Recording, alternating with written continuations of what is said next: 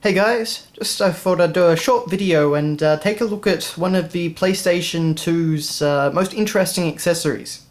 And this was of course the Eyetoy, which essentially is Kinect, except on the PS2. And I kind of actually remember it working, pretty consistently. The thing I always say about Kinect, I don't actually have a 360 or Kinect, but the thing I always say is that it doesn't work at all. But this thing here, this actually worked really well, I remember. I spent a lot of hours playing Eyetoy, and especially the Kung Fu game. I love that one. But, yeah, so I just thought it was kind of interesting to think that maybe, this thing, which would be far less advanced than the Kinect and, far less expensive, was kind of doing a better job back, probably about 8 years ago.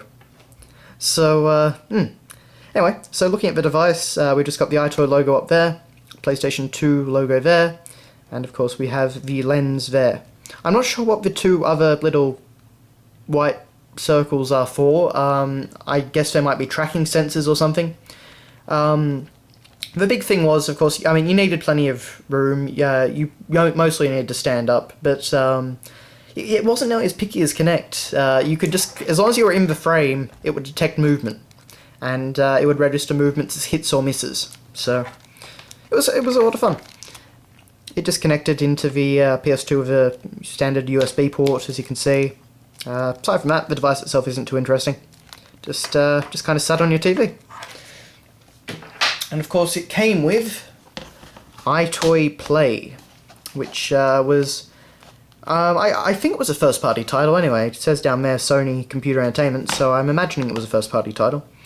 And this was just a collection of mini-games, some good, some less good. But I remember them all being functional.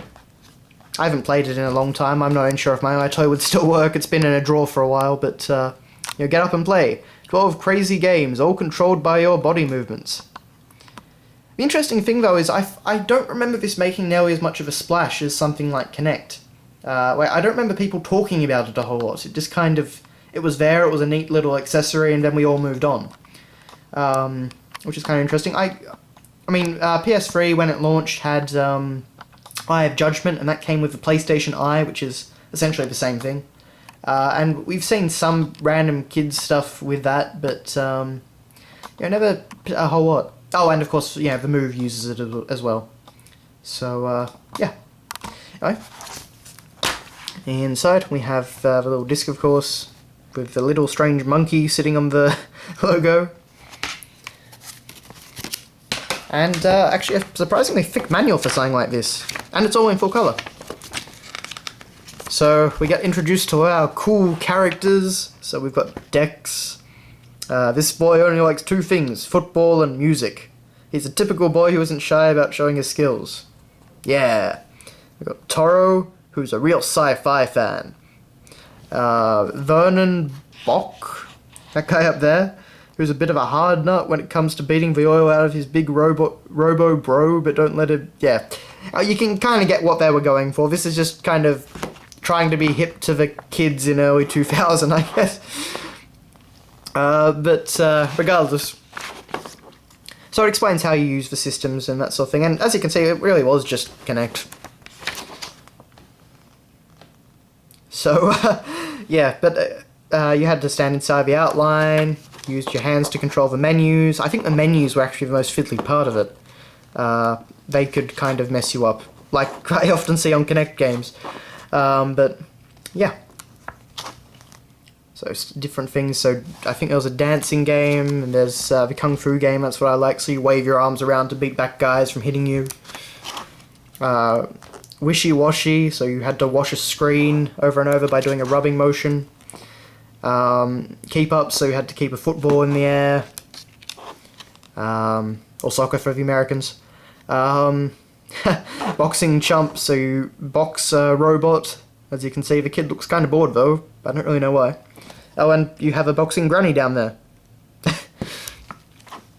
UFO juggler, so you had to keep UFOs in the air. I guess just keep them from destroying places. And Slapstream. I don't really remember what you had to do in that one, but I see people wearing bunny costumes on clouds. So, yeah. And plate spinner. So, take a guess what that is. Spinning plates. And Boogie Down. So we actually had quite a few games. Well, there's Dance Central for you. Oh, and Ghost Catcher. Okay, there were actually quite a few games here. And apparently, that is you. Mirror Time. I really don't remember there being this much content. And that's it. Okay.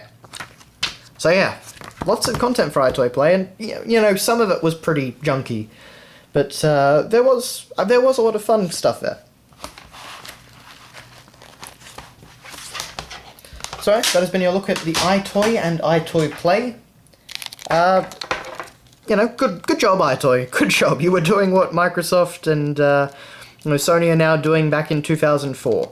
So, good job. Thanks a lot for watching, guys, and I'll see you later.